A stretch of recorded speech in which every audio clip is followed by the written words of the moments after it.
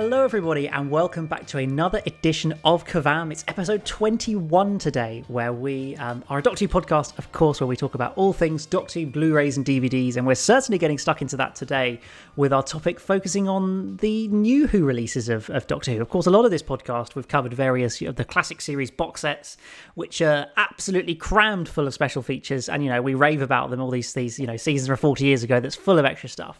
Yeah, the current series, Doctor Who Flux, was released just a week or two ago with about 7 or 8 short sort of videos that were sort of making of types of things, but all of it was released on YouTube already. There was nothing new on it, nothing fresh that you couldn't just go and see on YouTube, just the 6 episodes. I think there was 2 commentaries and nothing else.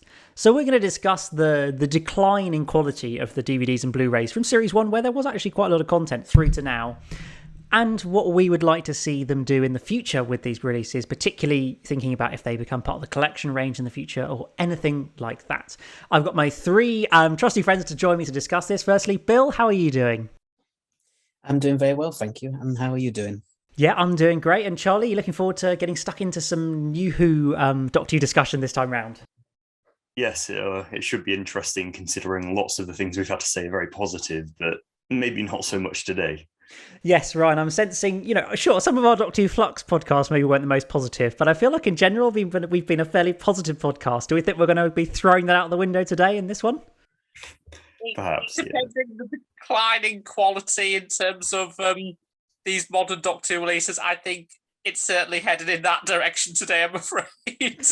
Yeah, we're not here to slate Doctor Who. We all love it. We all love the DVDs and Blu-rays, and that's why we're here. That's why we do a podcast about it. But also, it's okay, I think, sometimes to go, there's some things that aren't all that great.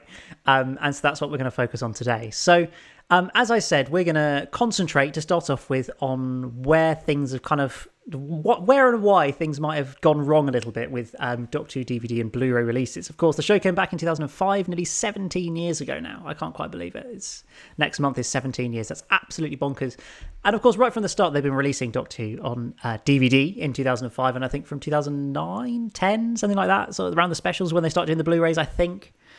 Somewhere that was certainly when they started making Doctor Who in HD, was Planet of the Dead. It was the first ever HD episode of Doctor Who, so I think around then was when the Blu-rays came into being.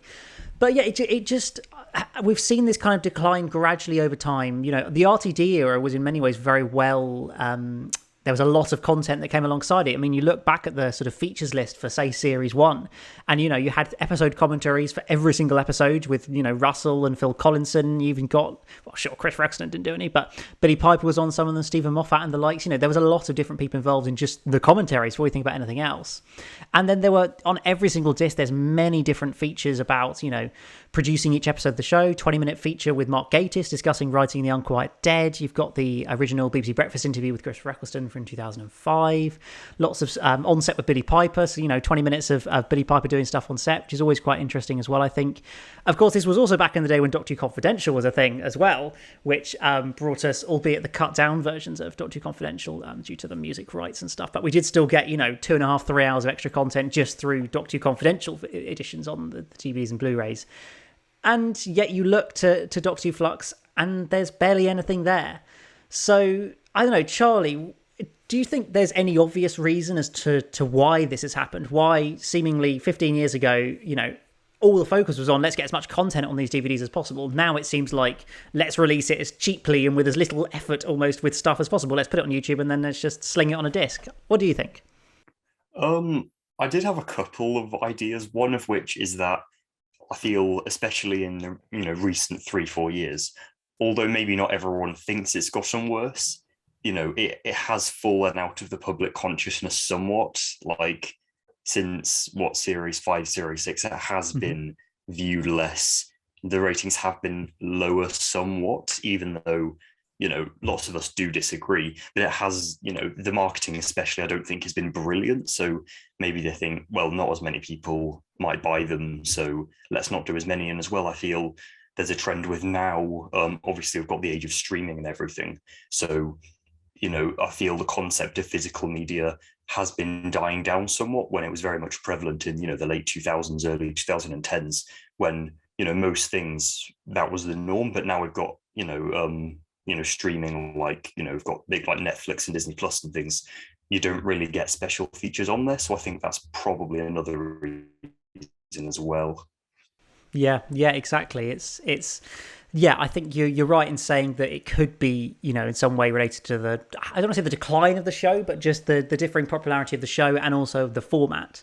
I think it, it's sort of maybe Doctor Who, almost the team don't know quite what audience to kind of target these Blu-rays and DVDs at nowadays, because you look at obviously the collection range and, sure, we're doing massive Blu-ray box sets of stuff from 40 years ago. You'd think that they're a bit mad putting a load of money and investment into this, but actually it's got a very dedicated market who are going to buy all of them essentially and will, dedicate the money to it. Whereas it feels like with these current releases, because Doctor Who is so easily accessible on streaming services where, it just simply wasn't 10, 15 years ago, maybe that has also just sort of reduced the necessity to put much effort into these releases and go, whether we put a lot of effort into them or not, there's not going to get that many sales just because the show is so easily available for you to watch on iPlayer or on Netflix spreading around the world or anything like that. I don't know, Ryan, do you have any ideas, any theories as to where things have gone a bit wrong? I think it's probably due to the fact that, as Charlie mentioned about the fact that we're now in the age of streaming nowadays, that it just kind of feels like there isn't that much ever put into these modern releases anymore. Or maybe it's because of the fact that maybe it's a different team doing them. I mean, it's quite difficult to say. I mean, you look at the original RTD sets from series 1 to 4, as you mentioned, there were commentaries for each and every episode, but ever since the final 10th Doctor specials onwards, I mean, well, it's only been like a handful of episodes that have had commentaries, but not all of them. And now we got to the point where in the Jodie Whittaker era, there's hardly any commentaries. There's only like 1 or 2 for each series, or maybe there's one more. But I noticed that with this recent series, there's only been 1 commentary, and that's for War of the Sontarans, and that's it. And it's just like, there needs to be. And as you mentioned, a lot of this stuff is on YouTube now. And even watching this stuff on YouTube, it's not really that substantial as it used to be. So I just feel like maybe it's because of the collection range. They thought, well, maybe we'll save all of this for years' time. We'll just not put effort into now. We'll do it later. But I just don't think that's good enough. Yeah, it does feel increasingly difficult to justify the price tags on some of these releases. When they're asking you to spend, say, 30 quid on a release that's got 6 episodes and a few YouTube clips on it, that feels like it's, I guess people buy it, otherwise they wouldn't make them. But, it's a far cry from the days of, as we say, commentaries on every episode, making of features. Some of my favourite features are like David Tennant's video diaries and stuff like that. They're fairly low budget features, but they're so kind of entertaining, really, and really gave you an insight into what it was like to actually be messing around on set with, John Barrowman or Billy Piper or whoever, and they were just really fun. And I feel like that's just really lacking from the sort of releases that we get now. I sort of feel it would be difficult for them to do a collection style box set for Doctor Who Flux now, because what the old classic series releases thrive on is the ability to basically be able to talk candidly about the show, because it's so far removed in terms of time. Then we're not going to be able to get Chris Chibnall to come out and say, yeah, okay, that episode was a bit trash on the series he's just made. That's never going to happen. So we kind of compare, maybe we shouldn't compare it as much against the classic series releases, because it's just simply creating a different function, and it just isn't able to kind of be critical of itself almost as a release. It isn't able to acknowledge the things that are wrong with it, because it's almost an extension of the marketing for the show around the time, because it's coming out so close to the series. I don't know, Bill, what sort of perception have you got on this decline? Do you think it's a significant thing? Do you see a better way they could be doing it right now? Yeah, I mean, I think the main kind of problem I think they've got nowadays is they don't have something like Doctor Who Confidential, or even something like I think it was called Doctor Who Extra for Peter Capaldi's era. Yeah. I think if they had something like that, something more behind the scenes, a more in-depth look at how the show is made, and like you say, like a day on set and stuff like that. I think that would help to kind of to justify these quite, like you say, the prices on these DVDs seems to be going up and up all the time. But the actual, if you get down to the actual content of them, it seems to be going the opposite. It keeps going down and down. So it's, I think that's the main thing. I think they need something like Doctor Who Confidential to be there, so then you can get more in-depth look at each episode and everything. And then, I mean, hopefully with Rusty Davis coming back, we might potentially get that again, and we might get more commentaries for each episode, or at least for most of them or something. But yeah, I think it is the absence of something like that. I mean, the YouTube stuff is fine. I mean, it's since it's like currently the only thing we've really got, next best thing to like Doctor Who Confidential, I think it's fine, but it's not the same thing really, because it's, like I say, it's not as in-depth, it's not really. And also I think it helps to kind of, it helps when you're watching stuff like that to really get to know the cast and the crew a lot more. Like you felt with Doctor Who Confidential a real sense of who the cast and crew were. Like you, even though you're watching them like on a TV screen or DVD or whatever, you almost got to actually know them as people. Whereas with the past few series, certainly, there just hasn't been that same kind of level of in-depth behind the scenes kind of stuff and getting to know the cast and crew, because I never really felt like whenever Jodie Whittaker or Chris Chibnall have done interviews or whatever for San Diego Comic-Con panels or whatever it may be, I've never really felt the same kind of, like, you can tell what kind of person they are, if that makes any sense, compared to David Tennant or Rusty Davis or even Christopher Eccleston.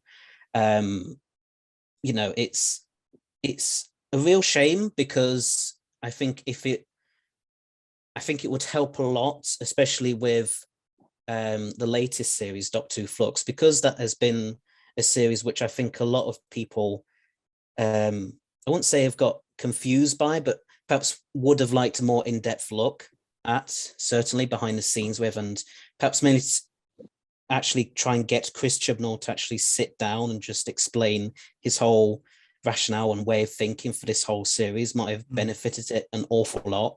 I know we kind of got that with that short 50-minute YouTube clip. That was sort of it, but not really enough depth to what you'd want, I think. Exactly.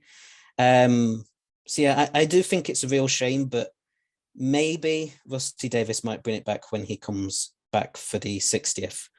We can only hope. Yeah, exactly. I think obviously people have been recently talking about the fact that, BBC Three's returned to television last week. And so that's another, reason to say let's bring back something like Doctor Who Confidential. And I think just looking at Doctor Who Confidential specifically for a moment, I think, that was a show that was really great and interesting in its earlier years. But I think it kind of reached the point by kind of series 5 or series 6, when they had the final couple of series of it with Matt Smith, where there wasn't actually that much more they could say about the making of the program. They kind of covered every single aspect that existed, whether it's, camera, sound, lighting, everything, costume, makeup, the whole lot. They'd done it all.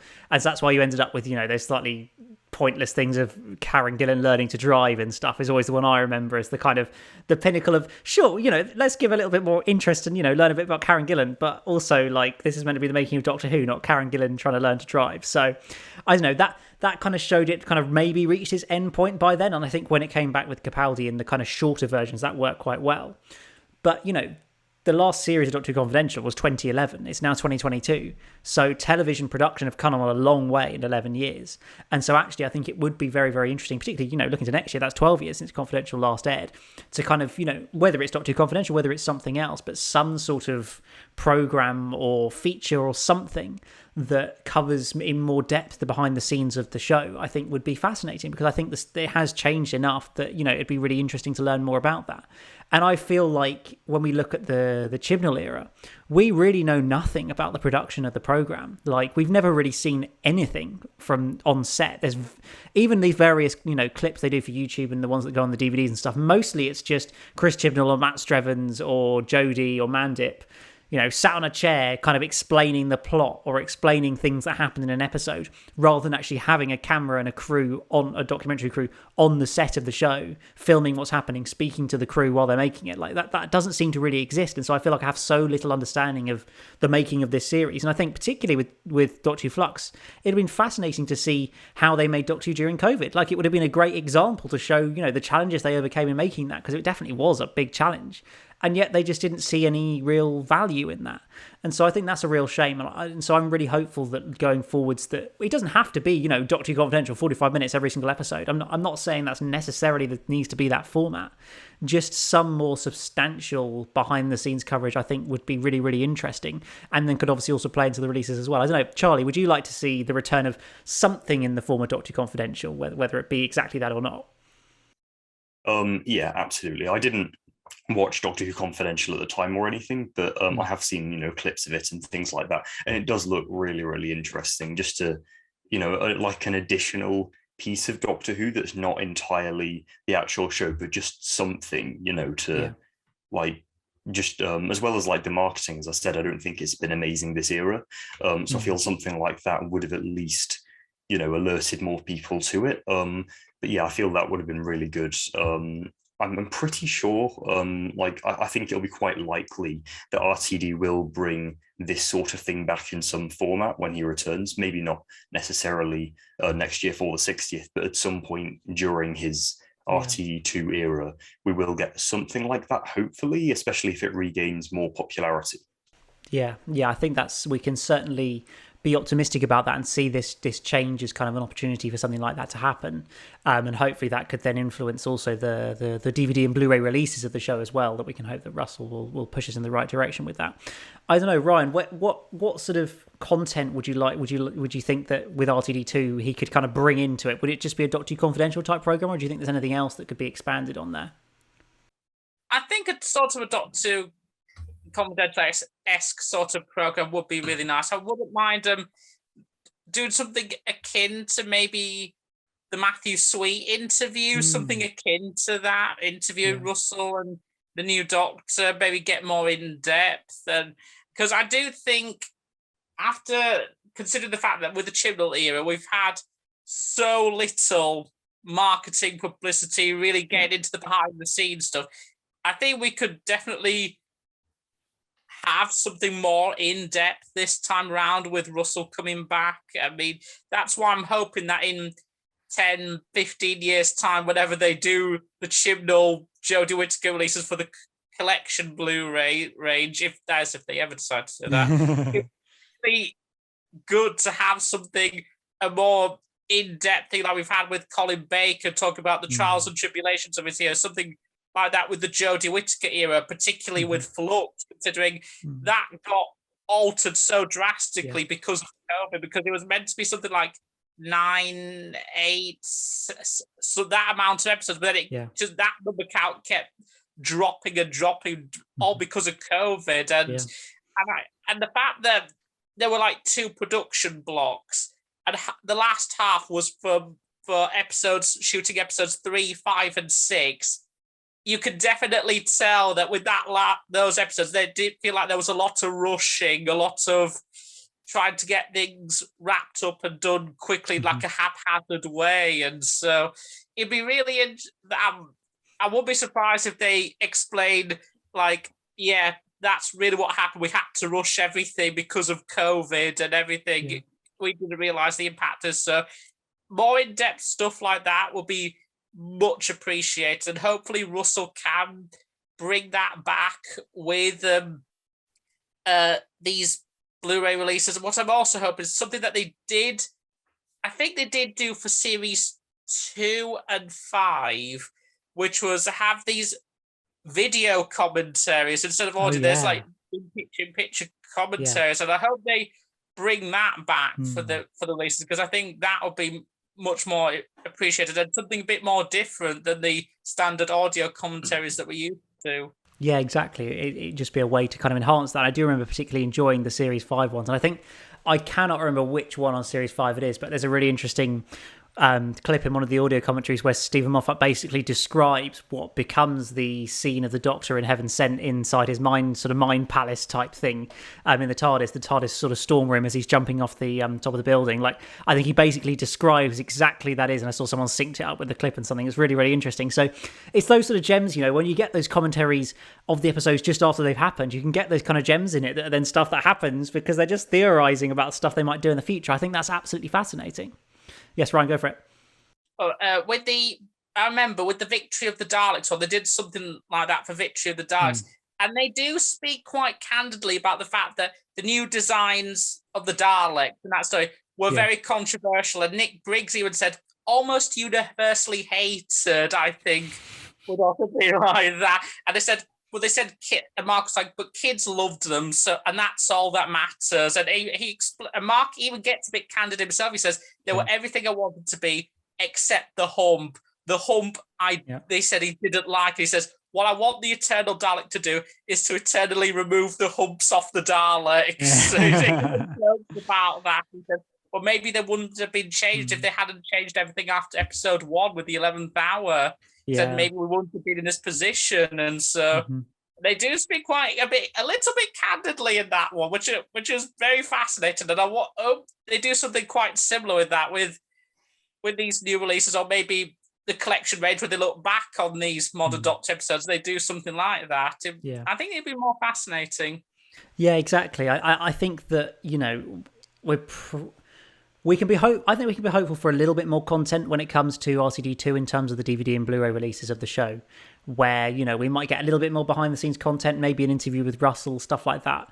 I don't think we're ever going to get anything approaching the level of the collection range, simply because that's not really the function of the product. It's much more about being a marketing tool than being a real, collector's item that covers the in depth of that series of the show. That's not quite what it's about in the same way. But and I think that that's fully understandable. But I also think that there's a lot that can be covered in the future with a collection release for any of these series. So we may as well come on and chat a little bit more about our sort of wish list, almost, as it were, of what we would like to see. We're just sort of focusing on any sort of features we would like to see that would be incorporated into any future collection releases for New Who, because I think quite fundamentally, there's been so many production problems that we only have heard vague whispers about over the years that could be so much more interestingly explored across many making of documentaries and akin to the classic series. All the way back to Series 1, that sounds like it was just a disaster in terms of production, where everybody hated each other and it was just awful. I think there were some serious issues there. Unfortunately, I think the fact that Russell has come back and seemingly most of his team from 2005 means that we probably won't see a release like that for a while, because he's not going to come and say, yeah, it was an absolute disaster making Series 1 when he's currently making the show. That's not going to happen. So, we might have to wait a while for that. But, that Series 1 documentary would be fascinating, I think. And then, you look at the problems. I think it was, who was it who left in the Matt Smith era? What was the name of one of the producers just kind of seemingly left rather suddenly during the in Matt Smith's era? I can't actually remember who it was. But I do remember reading... Yeah, that was, yes, it was her, wasn't it? She had some sort of falling out or disagreement with Stephen Moffat, I think, and she just kind of quickly just left, and we never really heard quite why any of that happened. And then obviously we've got, the Lost Series 13 most recently, like with the Lost Season 23 back on the Trial of the Time Lord box set. It's kind of the same scenario here as well, where we've probably got, 5 or 6 stories that never made it to the screen that were completely what they planned to do. So I think it's fascinating. I mean, Bill, what if there were 1 or 2 features that you'd particularly like to see on any of the releases of New Who, whether it be for Series 1 or whatever, is there anything in particular you'd like to see at some point in the future if we do get around to those releases? Yeah, so a lot of what you just said, I'd be very interested to see. Yeah, I mean, I think obviously this would depend on how Chris Eccleston himself would feel about this. Because I know what happened for him behind the scenes and everything. I can understand from a personal perspective, it's not something that he really might necessarily want to really fully talk about. But if he ever felt like he could, then I would love to hear his side of what it was like exactly. And just a candid interview about his time on the show would be really interesting, I think. Absolutely. And I don't know, just anything. I mean, like you say, the Lost Series 13 stuff, I think would be really interesting. See how far they got with that original series before COVID happened and they had to restructure it into what became Flux and everything. Yeah. I just think there's so much potential that they could do, and I think they will do stuff like this one day. I think it's just it will obviously probably be quite a few years down the line, like you say, especially when it comes to the Rusty Davis stuff. But yeah, I think we will eventually get something like that, because I think the collection box sets will probably go into the new series eventually.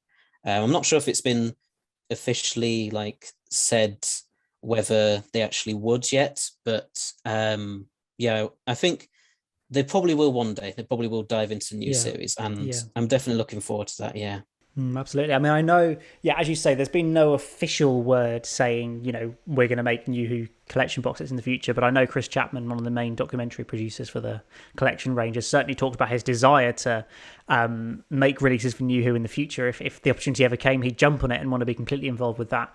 And I think his main idea he pitched was a sort of 3-hour making of documentary for series 1, which I think would be absolutely fascinating.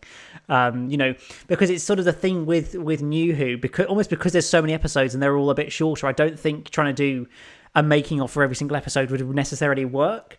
Particularly, say series 1, that's 13 new making of documentaries. Like that, as great as it would be, they do not have the budget and the time to be able to put 13 separate making of documentaries together. So I think it's much more likely to be, maybe a couple of individual ones, say for Bad Wolf and Passing of the Ways, or for Rose, or for something. But more fundamentally, to have much longer 2 or 3 hour, or 2-part long documentaries that cover the series as a whole, I think that would be the best way to try and cover that. I don't know. Is there anything you'd particularly like to see, Charlie? I know you mentioned an interview with Chibnall. I think definitely in the future, we're talking at least 2030 or something. When the Whittaker era is being released on the collection range, if they ever do. I think it would be really interesting to have a proper, 1, maybe 2-hour documentary interview with Chris Chibnall, basically addressing, the fact that overall, while many do like it and find it more mixed, the era has not been very well liked. I feel that would be really interesting because obviously Chibnall has said he doesn't really read reviews, and he's never really addressed the fact that people don't really like it very much as generally. So I think it'd be quite interesting, in the future, in maybe 10 years or so, to have just a proper definitive interview, him addressing what his vision was and maybe why he thought it didn't, it wasn't overly popular. I think that'd be really interesting. And as well, I know obviously you've both said that, but the Lost Series 13, I think, that would be really interesting as well. And maybe, I don't know, just individual documentaries for the most loved episodes, Blink, Heaven Sent, World Enough and Time, Doctor Falls. I think individual documentaries for them would be brilliant as well. And if they ever do Behind the Sofa for New Who, I think, well, as much as I like the mixing, doctors, companions, and producers between sofas, so it's not just completely segregated, I feel it would be really, really just awesome, just for one season maybe, or even just Day of the Doctor, to have David Tennant, Matt Smith, and Peter Capaldi maybe just on one sofa. I think that'd be brilliant too. Yeah. I mean, I really hope that, if Behind the Sofa does continue to be a thing when we get to the New Who, that, we get the new doctors involved in it and have, Peter and Jenna watching, a series 2 episode with, 10 Rows or something, and just have those doctor and companions together watching different eras of the show. Maybe I think that could be really, really interesting. Peter Capaldi on Behind the Sofa would be just 10 out of 10 content right there. Just get him involved would be brilliant. Yeah. I mean, quite frankly, I really hope they get him on the classic series behind the sofa at some point. Like, I'm surprised they haven't been, maybe they just haven't chosen to, haven't been able to get, sure, probably you wouldn't get Chris, and you probably wouldn't get Matt, but surely David Tennant or Peter would be interested in coming and watching some classic Who. On for a Blu-ray release. Surely that would just be a bit of fun. I mean, maybe David's too busy with work, but let's get Peter on. Let's get him on watching, season 1 or something, and then he can come and watch series 1 as well in the future. Then that would be really, really fun. I don't know. I just think that would be a really nice way to go with it, with the behind the sofa features. But Ryan, what sort of stuff would you like to see from the future New Who collection releases? Pretty much everything what you guys said. I mean, it'd be great to have more in-depth documentaries. I mean, especially considering that Doctor Who Flux has pretty much become the trial of a Time Lord of modern Doctor Who. It'd be interesting to hear about the Lost Series 13, because I do know that Ed Heim, who wrote It Takes You Away and the infamous Orphan 55, was supposed to have done an episode of Series 13. I think he announced himself like he was doing the next series. Yeah. Apparently he did have an episode all ready to go, but it didn't happen because, with COVID and everything had to be completely restructured. So it'd be great to have like a sort of a writer's room sort of like documentary discussing the Lost Series 13 with all the different writers, including Ed Heim, what it would have been. And frankly, I wouldn't be surprised if Big Finish does get the license to do Jodie Whittaker stories, that they might use the Lost scripts for Series 13 and adapt them into Big Finish audio dramas. And I wouldn't be surprised if they do something like that in the near future. Hopefully, if Big Finish gets the licensing deal done sooner rather than later. Yeah, exactly. You certainly assume once the Jodie era is over that Big Finish will be as quick as possible looking to get in on it. And then, it would be pretty an obvious choice to come and let's do the lost episodes of Series 13, because it's, recent and current. And I think that could be quite interesting. And I'd certainly like to hear some of those and see what sort of ideas there were. But then, as you say, I think a writer's room feature for something like that could be really interesting. And frankly, you could do it I think a writer's room feature could work for pretty much any series of New Who. You could go all the way back to Series 1. You could get RTD and Stephen Moffat in together, Rob Shearman and Paul Cornell. Get all these great writers together to just chat about that series of the show and their approaches, their ideas and stuff, and how that all came together. I think that sort of feature would be just as interesting. And I think in some ways we probably want them to almost not wait too long to do it, because not in a crass way. Some of the early people from the early series might not be around if they wait too long to do it. And obviously that's the difficulty we now have for the classic series collection range with the early stuff from sort of Hartnell and Trousens. There's so few people around to talk about it, whereas currently we've got so many people available to come and talk about RTD and Moffat era and whatever. We sort of don't want to lose out on that, I think. So I hope that they don't leave it too long before tackling some of these different sorts of features. I think there'd also be lots of opportunity for interesting sort of location pieces as well. There's obviously so much more locations that Doctor Who has covered over the years. Some of those, like I think on the season 8 classic collection range, there was the direct route where they visited various locations from season 8. With the directors from the series. I think a feature like that from various New Who series could be really, really interesting as well. I mean, sure, just ship them out to Cardiff and they can just wander around and probably find about 15 different locations. But, it's low budget. You can just wander around Cardiff and it'll all be fine. But I don't know. I feel like a feature like that could be absolutely fascinating.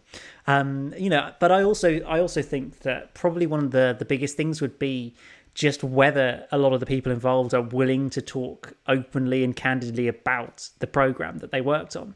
Because, we've been very lucky in many ways that the majority of people who worked on the classic series are now pretty happy to come out and say, sure, Tom Baker was an absolute knob that day. I hated John Nathan Turner with a passion. And they're willing to say these things where, they wouldn't have 20 years ago. And so I'm just hopeful that, the big players, obviously RTD, Moffat and Chibnall and, Eccleston and Tennant and the likes, as much as I'm sure a lot of them had a great time a lot of the time working on Doctor Who, but, it wasn't great all the time. We know that. I just hope that they'd be willing to come out and say that. And it'd almost be like there wouldn't really be a point in putting things like this together unless they're willing to do that, because it's just not going to be an interesting feature if they're not actually willing to give us any information about what really happened on production of all these different series, because I'm sure there's interesting stories to tell. I don't know. I'm not quite sure it would really live or die on that idea, I think. So yeah, I mean, what people would we most like to see interviewed? Sort of the on the collection range. Obviously Matthew Sweet's been doing these interviews with different people. I mean, we've got crazily Michael Grade on the latest one coming up in season 22, which I think is great. But I don't know, Charlie, if there's one or two people you could specifically pick who you'd like to see interviewed, who would they be? It's probably unlikely now, especially, but Christopher Eccleston. Yeah. He's the obvious choice, yeah. Yeah, and probably Capaldi, just because he's Capaldi. Yeah, it's fair enough. I mean, it's pretty obvious. I mean, I think, Chris would probably have the most interesting things to say about the show. And, it'd be good to learn that much more about why he left so quickly, why things went the way they did back in series 1, why for 10 years he wanted to have nothing to do with the show, which, essentially what it was. I think that'll be really interesting to learn a little bit more about that and exactly what that's all about. So I think, it's been an interesting to chat about, what we would like to see from the future in terms of new Who releases and also the struggles and the problems of it. I don't know. I'm just really hopeful that, firstly, the new Who releases we currently get just become a little bit better value for money. Like, I'm happy to fork out 35 or 40 quid or whatever for it, if it's worth it. Like, just do that little bit more. Give us a little bit extra, more audio commentaries, a few more video diaries, a few more behind the scenes stuff. It doesn't need loads, just a bit more to make it worthwhile me buying it to put it up on the shelf. Unfortunately, I'm hooked on the Steelbooks. I don't know if anybody else is. So I feel like I've got to buy the Flux Steelbook because I do actually have even the infamous Series 9 Steelbook. I don't know, does anybody else here own the Series 9 Steelbook? I'm afraid I haven't bought any of the modern Doctor Steelbooks, I'm afraid. Part of me wishes I did, but then again, if they are going to do the collection treatment for modern Doctor, and that is if they ever decide to do them, maybe part of me is like, well, maybe I did buy them because maybe they'll do that eventually. Yeah. Who knows? I mean, we'll just have to wait and see, I suppose. Yeah, I think the Steelbooks will kind of become a bit redundant if they do collection releases because they will be better in every way. Like the Steelbook releases are a bit messy anyway. The first 4 series are the wrong speed. They're 4% slower because they've been converted when being upscaled and stuff. Most of the releases have something wrong with them in terms of the episodes and stuff. It's really not great. But the Doctor had that as well. Actually, and the Doctor that had run at a bit of a lower speed, and even on the 50th anniversary collection, it was the same problem. So if you got in touch with the department that made the Blu-rays or the Blu-rays, they would actually send you a replacement copy with the proper corrected version, which is what I had to do. I had to contact them and get me the correct version of this, and they did ship it out, and so I got the correct version of Day of the Doctor for free. So happy days. I mean, I'm pretty sure I still have the incorrect version on the. I mean, I'm not sure if the Steelbook. I haven't actually had a look whether the 50th anniversary Steelbook, whether they've corrected it or not. Because I know the last time I watched it was like an hour and 19 minutes, and I'm like, this episode is not an hour and 19. I'm pretty sure it's like an hour and 16. So that was not ideal there. But I don't know, Charlie. I mean, have you got any of the Steelbooks? Is that something you delve into at all? Not particularly, to be honest. I don't like to spend as much on the new series anyway. I do prefer classic Doctor Who. I'd rather get the collection range. I did consider getting them, and then I looked at the prices of especially the series 1 Steelbook now, and I thought, if they are doing collection releases, even if it is in 10 years time, I do think I'd rather just get those. And I wasn't actually aware of how messy they are, like the slow speed and everything, but I'd rather wait for the collection range. Yeah, I mean, I think the thing we can be assured of is that if and when the collection team do it, they will make sure the episodes are running and playing how they were supposed to be in the first place. The restoration team will sort them out. We'll probably get better upscales of the first 4 series from standard definition. I mean, they're not bad at the moment, but, they could probably be done better. I imagine, any of the sort of slowdown issues or anything like that. I think some of the episodes don't have the next time trailers. I think Series 5 doesn't have the next time trailers or something. There's an issue there. So it's just, poor laziness, inconsistencies that just haven't really been corrected. I guess there isn't money to do it. I don't know. And yeah, as you say, Charlie, I think the Series 9 Steelbook, I'm pretty sure goes for about 400 quid on eBay now. So I'm quite liking my. I'm really regretting not buying 2 of those when back in the day, because I would be in the money right now. I think Series 1's about 150 quid or 200 quid or something. It's absolutely mad what people will pay for these things. It's. I mean, I like, at least, when I look up at my shelf where there's the Series 1 to 12 Steelbooks, I at least can go, they're worth more than I spent on them. As much as I spent too much money on them, they are worth more now, if I ever were to sell them, but I don't particularly want to do that because they look really cool. I don't know, Bill. Oh, sorry, Ryan, go for it. Oh, just very quickly. I was tempted, even though I didn't get the Steelbooks, I was tempted to get Series 1 to 4 on Blu-ray, but that was way back around the time of the 50th anniversary, because they did like a big box set of that. Yeah, they did, didn't they? But when I heard that that they were showing the wrong speeds and everything, and I was just like, I'm not paying all this much just to get something that isn't really that properly mastered up in terms of quality, and has the wrong speed, playback speed. So I decided, well, you know what, I'm not going to waste money on it, and I cancelled the order straight away. And I'm just like, I'd rather get a proper remastering of this, and hopefully the people who do the collection range will do that, fingers crossed. But that is if they ever decide to do Modern Doctor, we shall see. Well, indeed, yes. I think for now we're just going to have to wait and see as to where the Doctor releases take us. We can hope that with RTD2 we might get slightly more content. I mean, with the latest Chris Chibnall episode, Eve of the Daleks, that wasn't even included with the Doctor Who Flux or Doctor Who Series 13 release, which is a bit of a shame. I'm guessing they're going to do a specials release, presumably with Eve of the Daleks, Legend of the Sea Devils, and the Centenary special. I would love some extra content from behind the scenes on Jodie's last episode. Let's get some behind the scenes of her regeneration story. It's what we really want. But whether we get it, who knows? But I at least hold out a vague hope, a faint hope, that in 10 or 15 years' time, I may well be holding a Doctor Who Series 1 collection box set with making documentaries galore, interviews with Christopher Eccleston and RTD, and all that glory. We can hope, we can dream for the future of it. But yeah, that's just about it for our discussion on New Who releases, box sets, DVDs and Blu-rays. Bill, I wanted to talk a bit about just what we've been watching recently, whether it's episodes, whether it's documentaries or features of Doctor Who. What's the latest things you've been watching in terms of Doctor Who content? Yes, so I think the latest thing I've watched to do with Doctor Who has been the Sarah Jane Adventures, like going all the way from the very start to the very end. And yeah, it was just really good and really fun to just revisit that because obviously I've said this before, like growing up during the RTD era, the Sarah Jane Adventures, I think, partly helped me to get into Doctor Who as well, and also especially into the classic series. It helped me to go out and seek more of Sarah Jane's original stories with John Pertwee and Tom Baker and everything. So it was always a massive part of my childhood, and to just be able to revisit that was just really, really nice. And yeah, just every time that last episode comes up, I always think, oh, it's a shame that sadly Elizabeth Sladen passed away when she did, because I've read about like what they planned to do.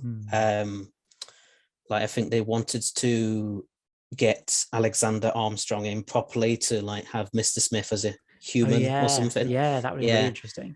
And then they were going to do a massive like big Battle of Bannerman Road, I think it was going to be called, of the Trickster and stuff. And that would have been really, really good to see.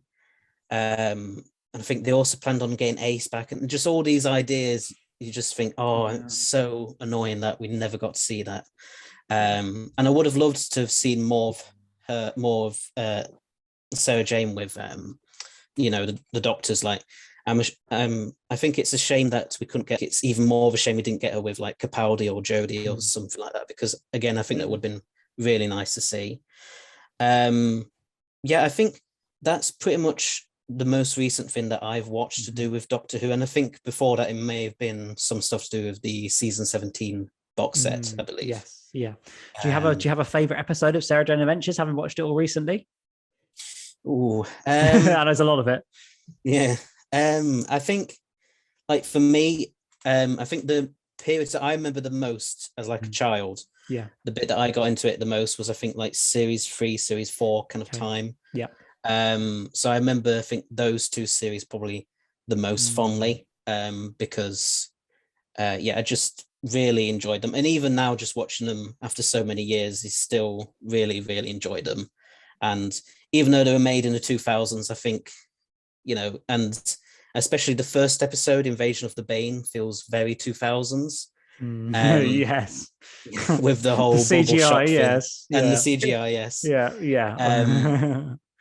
But, you can still get a sense out of enjoyment out of it, Absolutely. even if it's kind of thinking this is a bit absurd, but it's still fun. Yeah, absolutely. I mean, I love the Sarah Jane Adventures personally. I mean, I haven't watched it for probably 5 years, maybe. I last rewatched the whole thing, and on rewatch, I thought it was as much as sure, it's meant for children, but I still think there's a lot of interesting ideas and concepts in there, and also some very grown up episodes in many ways. You look at the final series, the Curse of Clyde Langer episode. I think that's always one of my favorites. We see Clyde essentially homeless, I think, at one point in the story, don't we? It's a really hard hitting episode where, and it showed that even as a children's show, Sarah Jane Adventures could still pack that sort of emotional punch, I think, and really deal with some important issues. I don't know, Ryan, Charlie, have you got any favorite episodes of the Sarah Jane Adventures? Oh, the Curse of Clyde Langer was really good. I also really liked the I think it was called the Temptation of Sarah Jane Smith from series 2, where she tries to save her parents, but ends up creating like this dystopian alternate reality. And I thought that was really good. And also the Wedding of Sarah Jane Smith was also really good. But basically all the Trickster episodes were really good. And it was great to have like David Tennant be there to actually confront the Trickster himself was really good. And apparently the Brigadier was meant to be in that episode, and it's a real shame because it would have been such a joy to have Nicholas Courtney run around with David Tennant and confronting the Trickster. It would have been so good. And also, funnily enough, I guarantee, had Elizabeth Sladen still been around, she would have no doubt be joining Clara as a companion in Day of the Doctor. Oh yeah, 100%. I think she would have been, both her and Clara would have been the companions of that story, and her. I think she might have been the one giving the ultimate speech to the Doctor about sacking him out over the time. I think that would have fallen to Sarah Jane more than Clara. I guarantee that. I think that would have happened. Yeah, and I think I would have loved to have seen that. I think it would have been so great to have her involved in such an important part of the show. It's such a shame she just wasn't able to be there for it. I mean, Charlie, do you have any favourite episodes? I've only actually watched the first season of Sarah Jane Adventures, and it's been a while, but I did remember one. Whatever Happened to Sarah Jane? That's what I was going to say, yeah. Yeah, this other reality where there was like another girl who like died or something, but this time she survived and Sarah Jane died. It was I can't remember much about it, but I do remember really enjoying that. I'll have to go back and rewatch that. Yeah, I think the Trickster is a brilliant villain, and I think all the stories with the Trickster in through the Sarah Jane Adventures are just great. And I'm quite, I think it's quite a surprise that the Trickster's never been picked up on in the show again. I guess it's because it was more of a Russell creation, but maybe RTD2 could be the opportunity to bring the Trickster back in some greater form. That's what I'd like to see, but I don't know. I think it'd be quite interesting. But Ryan, what have you been watching recently? Oh, well, I've only been watching like a couple of stories. I mean, my niece Imogen actually she heard about the Weeping Angels and she wanted to try out the Weeping Angels, even though she's only like nearly 4 years old. She wanted to watch the Weeping Angels, and she watched Village of the Angels, and she didn't seem scared at all or face. She was actually really hooked into it. Surprisingly enough, I think the Weeping Angels are her favourite monsters because she's always asking me about Weeping Angels. She wants to watch a Weeping Angel story, and it's always Village of the Angels. And so she's watched that, and she was hooked from the word go and everything. And so there was that. And she did watch one classic Doctor. It was the infamous season 17 story, Creature from the Pit. She watched that. It still gets a mention. Still, we can't escape Arato, can we? and she saw that infamous monster and she called it by a different name. And I don't know if, oh my God, I don't know if I can say this.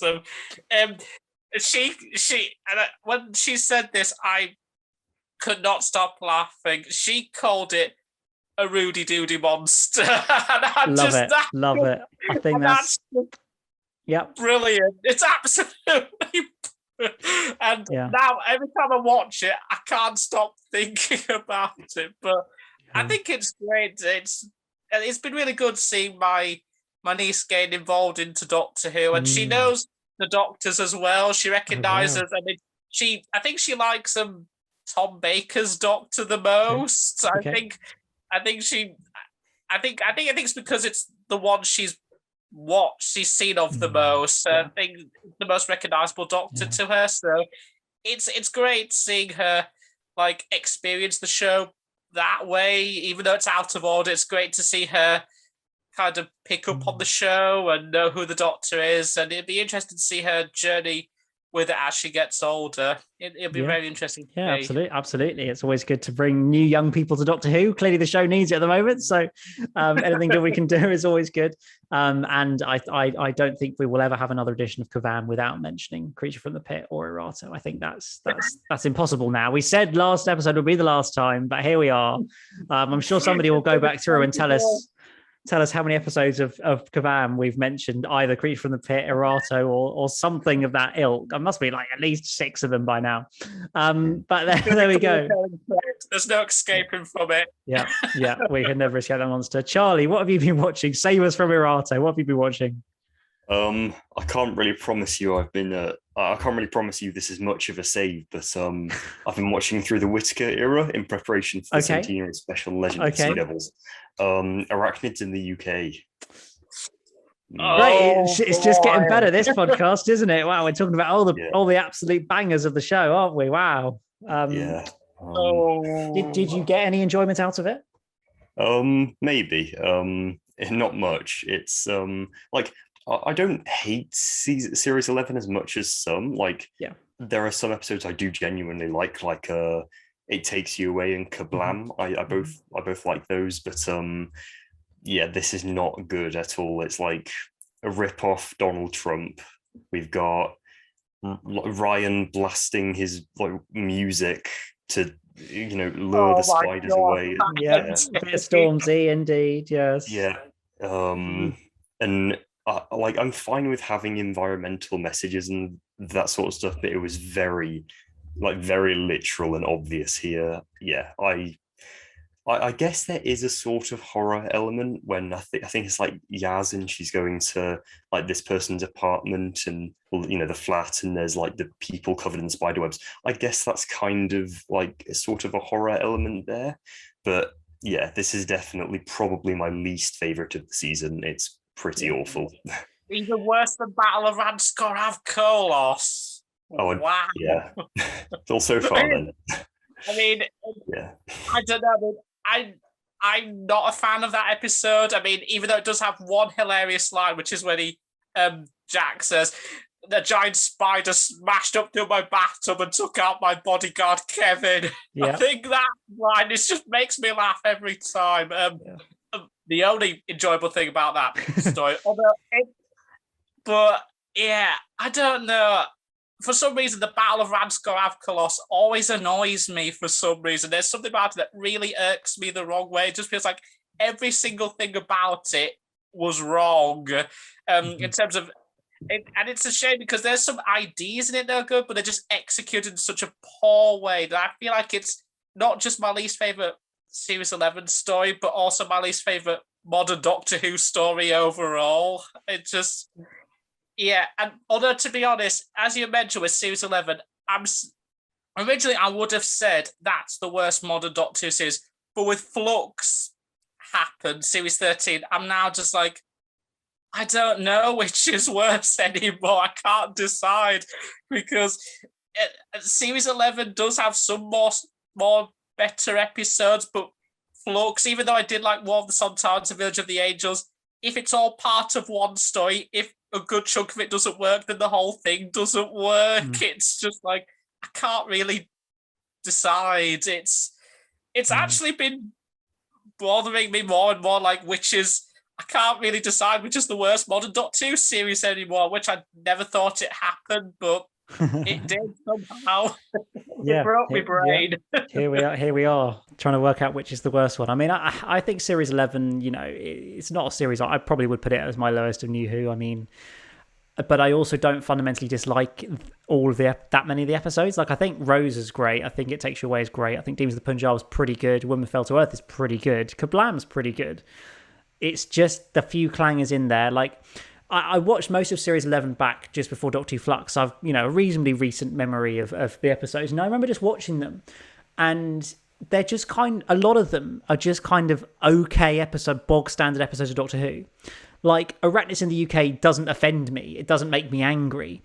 It's just a pretty average episode of Doctor Who with some sort of pretty bad bits in it, like, the Stormzy music and then I guess the Donald Trump rip-off character. And there's just elements to it. Same with Saranga Conundrum. Again, it's not an awful episode of Doctor Who. There's nothing that offends me about it. It's just really bog standard. It's just, it's a base under siege story with a slightly silly villain in the Pating.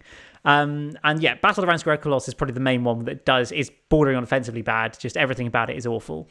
The fact it's a finale is just depressing because it's so bad and so not a finale to Doctor Who at all. That's really bad. But as a whole, I do think Series 11 is my least favourite because there's just not really that many great episodes in there, and there's not a building storyline in the series at all or anything like that.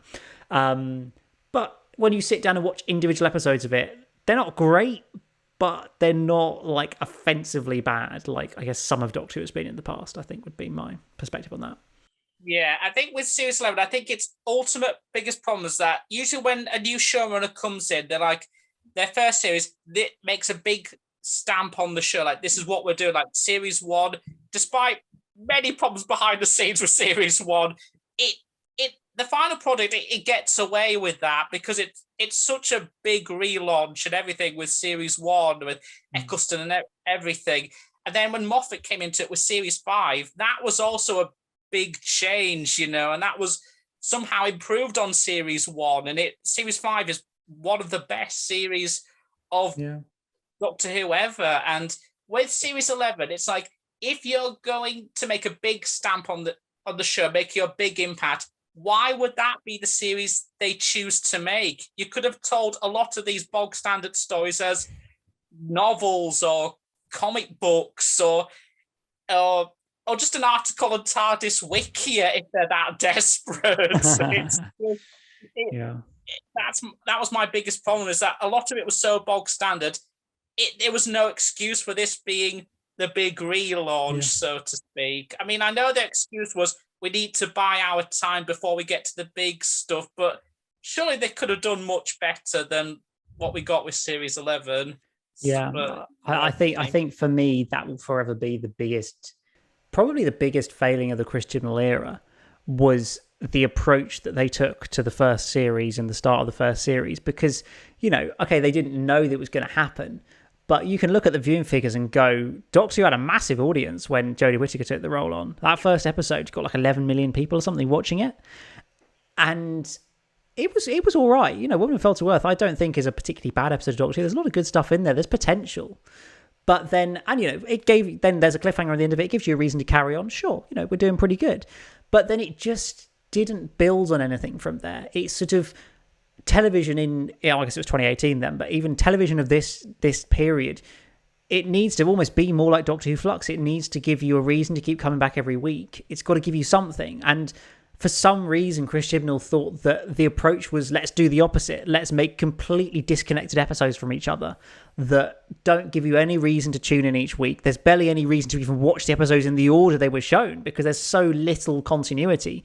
Okay, maybe up to the first 4 episodes, there's a little bit of an arc that runs through the episodes of, them eventually reaching the point at the end of Arachnus in the UK where the companions decide they want to stay with the Doctor rather than kind of being forced into it through the first 3 episodes. But then after that, you you could really just swap any order with the Saranga Conundrum, Demons of the Punjab, KerVAM, the Witchfinders. Even It Takes You Away, really, I guess that's kind of got a bit of grey stuff in it. But, those 4 episodes, for example, you could watch them in any order and it'd make no difference. And I just think that's it just wasn't the right approach to take when you had an opportunity to capture a massive audience and you didn't take it. And I think that's why things have just declined so badly. I'm not saying throw the Timeless Child into episode 1 of the Chibnall era. I'm not saying that. Just do something more bold and exciting than bog standard episodes of Doctor Who with no returning monsters just to make it feel fresh. But that didn't work. It just didn't work. Yeah, if it was disconnected standalone stories, I wouldn't have minded it as much as long as if it was really well done. But the problem, it needed to be really good. A lot of it was so bog standard, like Saranga Conundrum, and Arachnids in the UK, and even the Witchfinders wasn't that spectacular. And to an certain extent, the Ghost Monument as well. I mean, it was fine, but it wasn't all that special. But then, of course, you get to that end with the Battle of Ranskor Avkolos, and it was so shockingly bad. It was just like, well, what was the point of all of that then? It kind of left me feeling depressed afterwards, which I never thought had happened with Modern Doctor Who, but it just left me in this sort of confused, depressed state after I'd watched that episode. And it kind of, I think that was the point where I was starting to kind of doubt Chibnall, because up until then I was just like, no, it's all going to be fine, it's going to be okay. But then after Battle of Ranskor, I'm like, okay, now I am getting worried. Not a great start, shall we say. Yeah, I think I was watching, when I was watching Series 11, I didn't mind it as much. I think I viewed it less critically than I do now. But going into, towards the end of It Takes You Away, which I kind of liked, and I still kind of do, I think it's all right. When they were about to reveal the Solitract, I thought, this is going to be leading into the last episode, isn't it? It's going to be the Master or a Dalek or a Cyberman or something. And it's a frog. And it was a frog, and I was just confused, and I was hoping there'd be something big and epic for the last episode, and there just wasn't. I was just really disappointed. Frankly, I kind of pretend that It Takes You Away was the last episode. I actually pretend that's the last episode. Like, it wraps up Graham and Ryan's arc, and he accepts Graham as his granddad. That's the end of the series. Okay, done. Battle of Ranskor Avkolos never happened. I just try and pretend that Resolution is the actual finale to Series 11 and just forget that Battle of Ranskor Avkolos was really there. It Takes You Away happens, then there was something, and then Resolution was the big exciting finale with a Dalek in it. That was great. That's the way I look at it. But who would want to see Bradley Walsh shooting a Bluetooth alien man in the foot? Nobody really.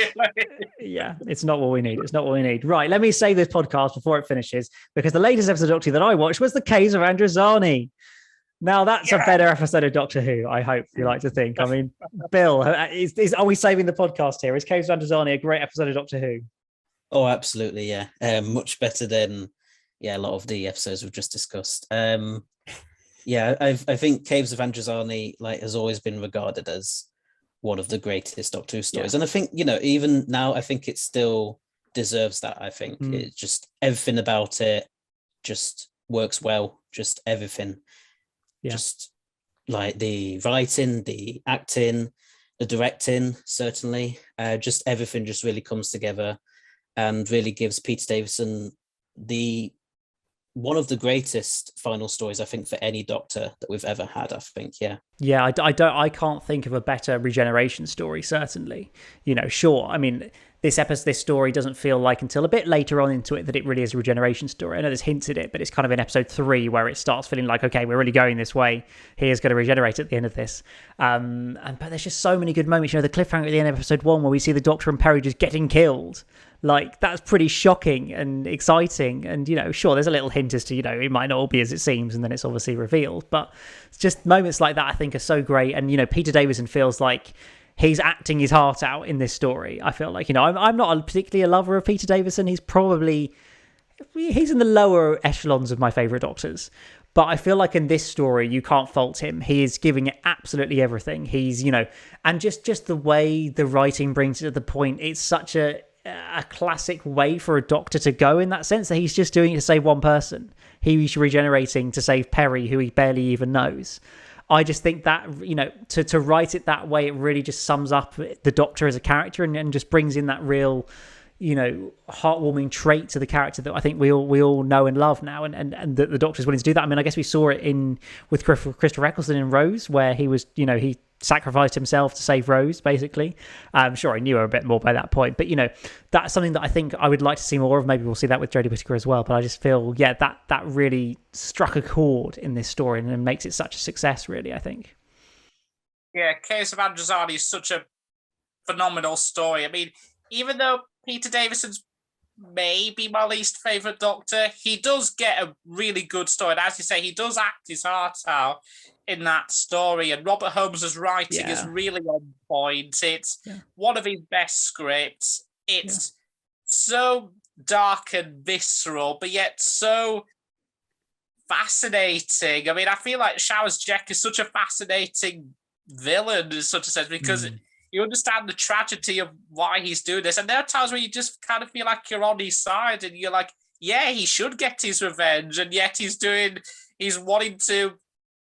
doesn't mind getting rid of the Doctor, and he wants to keep paying for himself. And it's just so weird and bizarre. Twisted Phantom of the Opera-esque kind of character. And I do find it really bizarre how it's considered one of the greatest stories ever. And then following that, we have the Twin Dilemma. I know. One of, if not the absolute worst. I mean, I looked at the original Doctor Who magazine's 50th anniversary poll that it did in 2014. And I think Caves of Androzani was like number 4 or number 5 on the list. It was that high. And the Twin Dilemma was at the very bottom of the list. It just feels like it's so weird how he go from absolute pinnacle to absolute drivel in a nose in just like that. It's so amazing. I just kind of feel like maybe Robert Holmes should have wrote Colin Baker's first story. Maybe he could have helped save everything. Yeah, but then I mean, he wrote The Two Doctors and Mysterious Planet, which weren't two of his greatest scripts ever. So I don't know. Maybe we just forget anything after Caves of Androzani happened for Robert Holmes. I think let's say that was his last good script, and then he wrote a couple of others, but let's not think about those ones. That's kind of the way to go with it, isn't it? I mean, I was trying to, there's a documentary on it about it discussing basically whether it's the greatest story of all time, and I'm like, it's probably in my top 5. I feel like it's really hard. I would always say Heaven Sent is my favorite episode ever, and I feel like it's really hard to kind of define your absolute favorite when there's 300 Doctor Who stories or something ridiculous like that. Like, it's so hard to actually pick that one out. But I really would put Caves of Androzani right near the very top. I mean, Charlie, where would you put Caves of Androzani? I'm just looking through now. I know we discussed this in the best and worst of Who thing we did. Oh yeah. We've got spreadsheets with. I do have a spreadsheet with a ranking of every single story. Yeah. I've got Caves of Androzani in 11th, so it just misses out on the top 10. I think it's really good. I gave this a 95%. Nice. But I feel it's that it's just got some very slightly stronger competition, Heaven Sent, World Enough and Time the Doctor Falls. Hang on, let me think. City of Death and Genesis of the Daleks. What else have I got there? The War Games, Frontier in Space, Seeds of Doom. Classic. It's got some competition, but it's still really good. I feel if someone were to say to me, this character, the Doctor, what are they like? I would show them the Caves of Androzani, because that is what the Doctor is like. Literally everyone is trying to kill him, yet he's still just fighting for his life to save someone he's known for a very short amount of time. I feel that just encapsulates his entire character perfectly. Yeah.